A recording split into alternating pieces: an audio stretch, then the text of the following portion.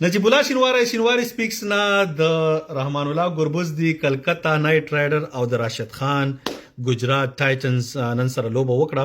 مخکې ما د آی پی ایل په لوبه باندې دومره خبرې نه دي کړې مګر دې لوبه کې خبرې شته دی. لومړی راشد خان یو ځل بیا د 13 کال په شانتې نن لوبه کې کپتان و د ګجرات ټایټنز مګر کپتانۍ کې یو څو سوالونه را پیدا شو. لوبه ډیره ښه روانه وه. تقریبا اخیری 15 اورو کې د کلکتا نایټ رایډر ټیم ته سر 55 رنزې په کار وې. یو ور الزاري جوزف یې راوسته، دویم اور کې راشد خان خپله بیا راغی، 2 رنزې هم ورکړې، هیټریک هم واخیسته او بیا پسې محمد شامي راغی. نو مطلب په دې 3 اورونو کې د 14 نوارې تر 13 پورې فقط 14 رنزې جوړې شوې.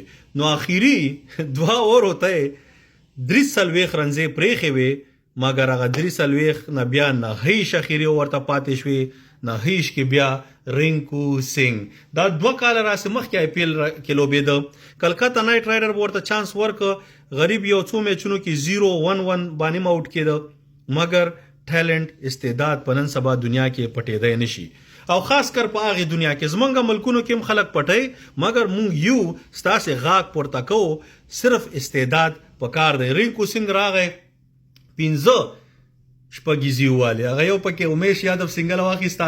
زما په نظر باندې راشد خان دلته کپتانی لږه غلطه وکړه. یو خو دا ډایل تیر لاست ایئر ښه بالر و، دیس ایئر په 2 میچونو کې یو کې خپل فل کوټه کړې نه ده یو شی. نو د لپاره لاست اور پرېښودل دا ریسک و. ښه به دا وایي چې په ویجے شنکر یا راهول تیواچا دوی سره یو بل ښه سپینر دی، په هغه باندې یو اوور 2 ایستل په کار دي چې اخره کې تا سره ګوره په 15 بالرانو آیرو نو چې دا فلسفه کوم ځای نه را پیدا شوې ده او زیاتره دا شی به ورو ورو ناکامیږي ځکه راونډر تیشی شو. راونډر باندې خامخا یو اوور ایستل په کار دي. 5 سپیشلیست بالران چې ستا 4 اووره کوي نو بیا به همدغسې جاش ولیټل هم پکې 4 اوور کې 15 څلوېښت ورکړې او دایال خو سم په ارڅې وشرموله. نو رینکو سنگ بس خدای پاک چې چاته عزت ورکوي 15 شپږیزې او هر طرف ته ګوره ټول طرفونو ته د رینکو سنگ نوم اخیستل کیږي. رینکو سنگ او مینوالو ته د مبارک شي.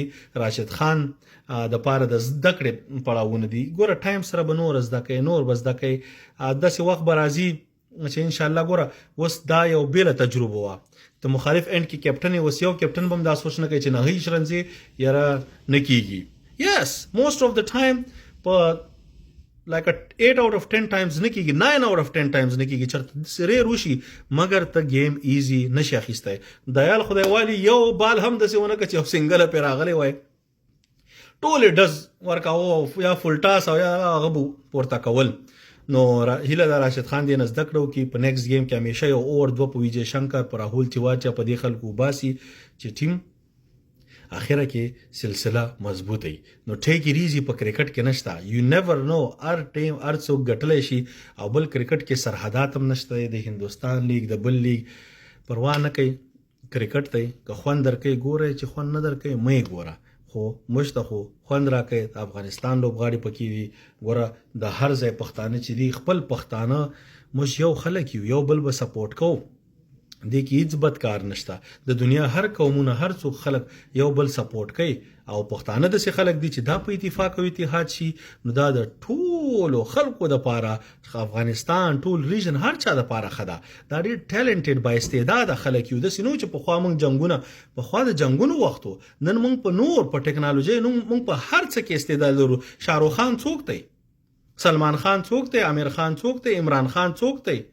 په دنیا کې نور دا ټول موږ او تاسو ټول پښتانه یو، دا اوسني خلک هم داسې ډېر. نو بس هیله ده د موږ همیشه کرکټ ته کرکټ خبرې ورسره کوو، خو ورسره یو نیم ټکی درته د اتفاق او اتحاد هم خله کې یو کاشوغه درغړپ کوو ځکه چې ډېر بې اتفاقه یو او همدغه نه اتفاقي نفرت پالو د لاسه ده، هغه نفرت پال را ټوپ کی موږ او تاسو سره خراب کی. نو هیله ده چې عقل نه کار اخلي، یو بل ته مینه محبت ورکوي او کرکټ د کرکټ غوندې انجوای کوي. د راشد خان هیټریک چې دی که میچ یې ګټلی وی اوس به هر چا په هیټریک خبرې کولې، بهترین اوور یې وکړه، بهترین کم بیک یې وکړه، مګر چې میچ بیلې خبرې ټولې په رینکو سنگ لاړې.